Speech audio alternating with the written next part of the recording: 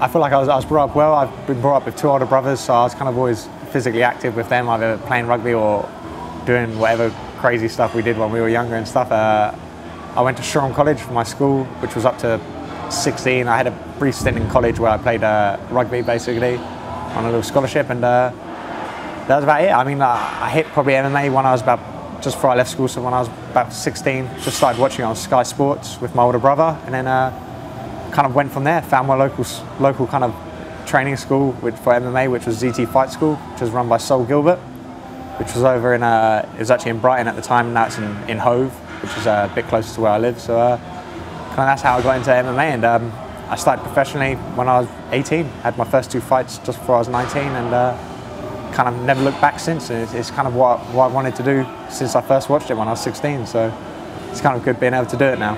I think it's nice to be known that we make fighters that are already good better.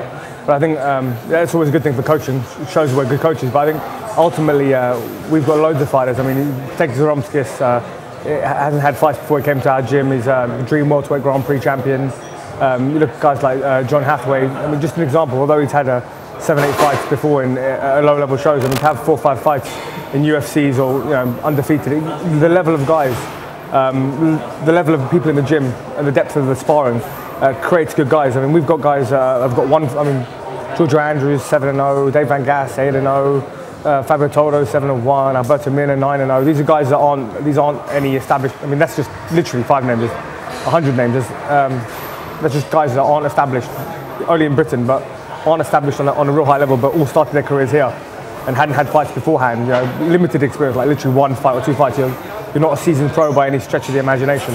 I think it's good to be known as a place that polishes fighters, but along that level, guys like James Zikic, started his MMA career here. I mean, people don't know he took Fabrizio Verdum to a draw, the guy who just beat Fedor.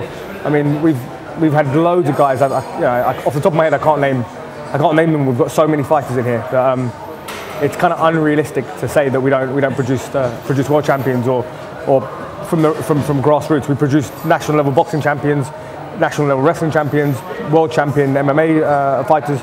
We do it all from scratch here. So I think that's a little bit of an understatement. It's the competitiveness and the multidiscipline, I think, which kind of drew me in straight away. Sometimes you support the striker and you like what the striker does, and sometimes you like what the wrestler or the jiu-jitsu guy does. So there's so many different aspects in the kind of sport which you can fall in love with. That's why I think so many different people kind of have fallen in love with this sport in the recent years. So it's kind of what drew me in, just the competitiveness and the real kind of just physicalness. It's good, just man on man, and it's kind of really nice.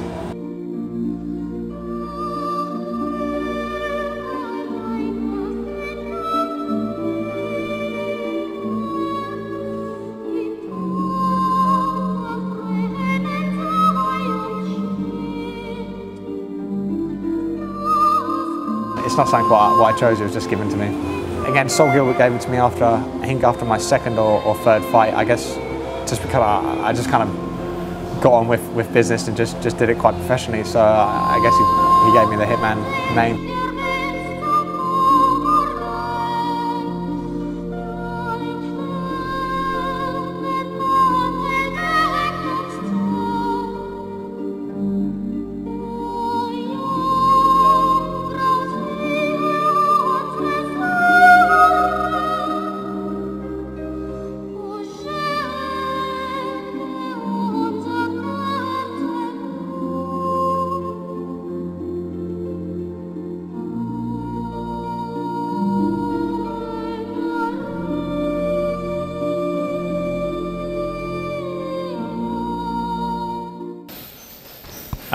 For me, I never feel like I need to do any trash talking. It's just not in me, and I'm probably no good at it as well if I tried. But obviously, some fighters, I think it helps them build confidence, and it gets them prepared mentally for being able to do battle.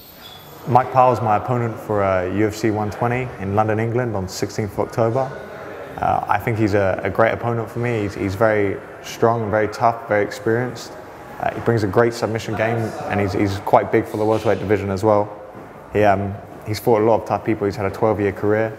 I'm very much looking forward to being able to test my skills against him. He's already said to the media that he's going to make me irrelevant. But I think he's going to be quite surprised on the night. You know, I put a lot of effort into my training, and I'm really going to train real hard for this. And I'm always going to think that I'm going to come out on top on the night. So I think he's going to be surprised.